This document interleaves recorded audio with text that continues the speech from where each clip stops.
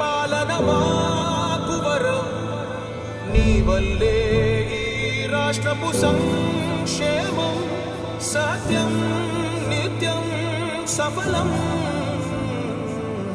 జనగణ మంగళదాయకుడా, ఘనమగు చరితల నాయకుడా, పలుతరములు మము పరిపాలించర స్వామికుడా.